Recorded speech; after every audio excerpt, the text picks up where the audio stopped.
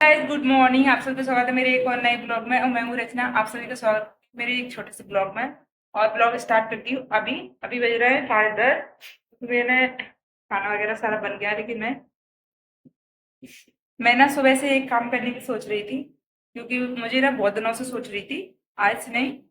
तो मेरा आज मन बन ही गया है। तो मैंने इस घाट को देखो कैसे बुरा हाल किया है। मैंने इसकी बहुत बुरी दुर्दशा कर दी है। मैंने इसको मिटा दिया पूरा। फिर दोबारा से बनाऊंगी। पहले इसको धोना है, बहुत गंदी हो गई है ना बेडशीट, इसलिए ये पूरा रस्सा है ना जितना, ये पूरा खराब हो गया है। अब मैं इस पूरी रस्सी को धुलूंगी पहले, तो ऊपर ले जाऊंगी सुखाने के लिए, फिर उसके बाद बुनाई होगी। तो देखना मैंने इसकी कैसी बुरी हालत की।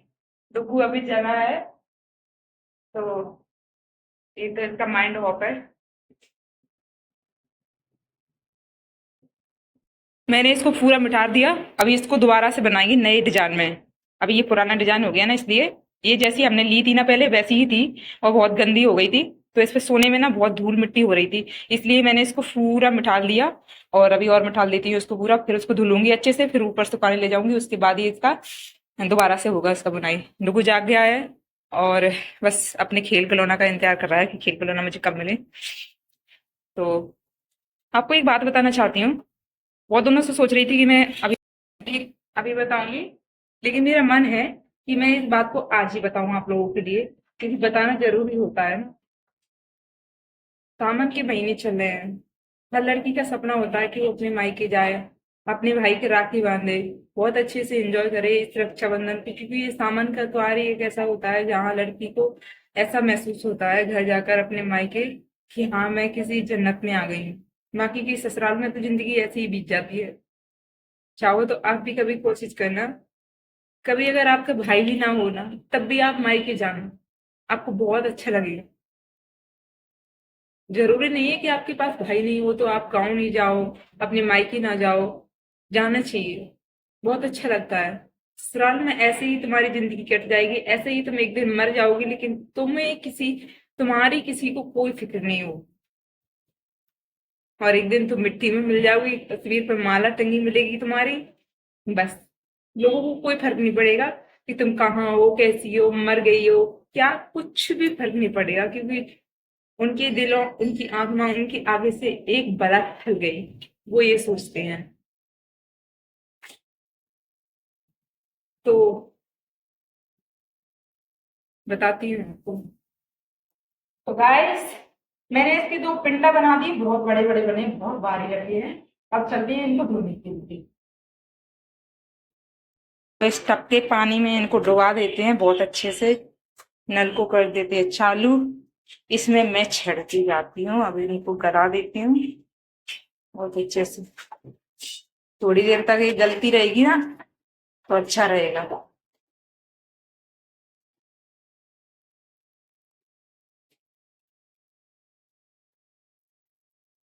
अब इसको 10 से 15 मिनट तक इसको गला देते हैं अच्छे से। जब तक रस्सी गल रही है ना, जब तक इसको साफ कर देती हूँ। देखो कितना सारा कचरा फैल गया है, इसमें भी सारा कचरा ही कचरा फैला हुआ है। तो एक बात आपको ये भी बता देती हूँ। ए चुप।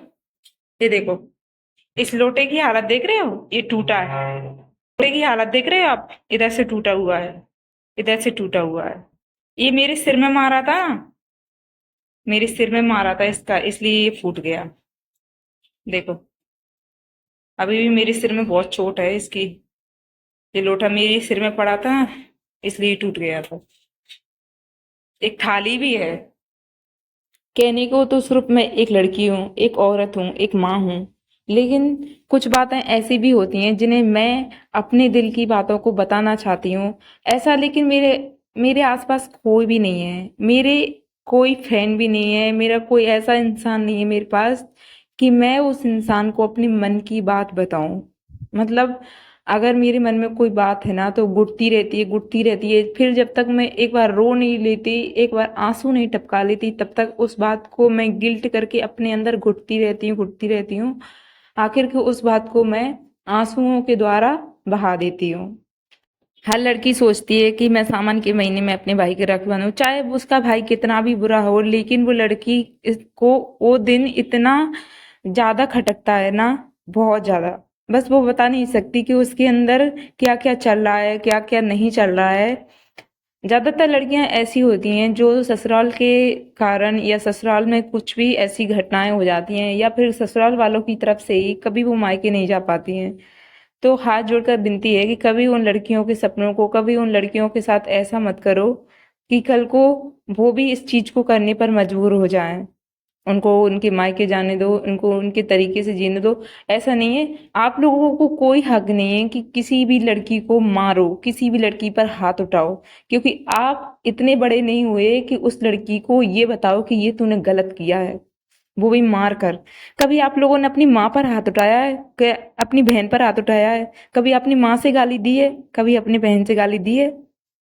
उनसे भी गलती होती है, उनने भी कभी ऐसा काम किया है जो गलत आपको लगा है, लेकिन कभी आपने उनसे गाली दी, कभी उन पर हाथ उठाया नहीं ना, क्योंकि वो तुम्हारी माँ है, तुम्हारी बहन है।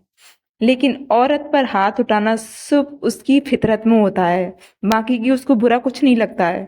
उसका ईगो हट होता है, तो वो कुछ नहीं कर सकता, सिर्फ औरत पर हाथ उठा सकता है। कभी अपनी माँ या बहन पर हाथ उठाकर देखो, तब पता चल जाएगा तुम्हें। दिन के 2 बज चुके हैं, मतलब 10 बजे के बाद में मैं चालू हो गई थी ये सारा काम करने के लिए। तो ये मैंने पूरा पिंडा बना के रख दिया धुलकर, टप्पर बनाया है। आप भी इस तरीके से बना सकते हो, आपको उलझन नहीं होगी, आपको परेशानी भी ज्यादा नहीं होगी, तो आप इस तरीके से बना सकते हो। बर्तन वगैरह सब मैंने पहले ही साफ कर दिया, खाना बना लिया था, बाकी की मेरा सारा काम हो गया। बस दूध और गर्म करना है। आप देख सकते हो इधर ना, पहले कितना गंदा दिख रहा था ना, देखो अभी कितना अच्छा लग रहा है। अभी इसमें कलर होगा ना रूम में तो और ज्यादा अच्छा लगेगा। मैंने ये खटिया को ना पूरा खाली कर दिया और इस तरीके से खड़ा कर दिया यहाँ पे, तो ये पूरा खाली हो गया। ये डुगू साइकिल है, बाकी की हमारा पूरा सामान अंदर है, ज्यादा कुछ सामान है नहीं। डुगू को भी तैयार कर दिया, लाड़ो को भी तैयार कर दिया, दोनों तैयार हैं। बाकी की पूरा अच्छे से साफ कर दिया, पूरे जाले वाले सब हटा दिए। अभी तो बस मुझे मेहंदी लगाना बाकी है। मेरी पहले मेहंदी लगाई थी वो छूट चुकी है, लेकिन अब दोबारा से लगाऊंगी बहुत अच्छे से।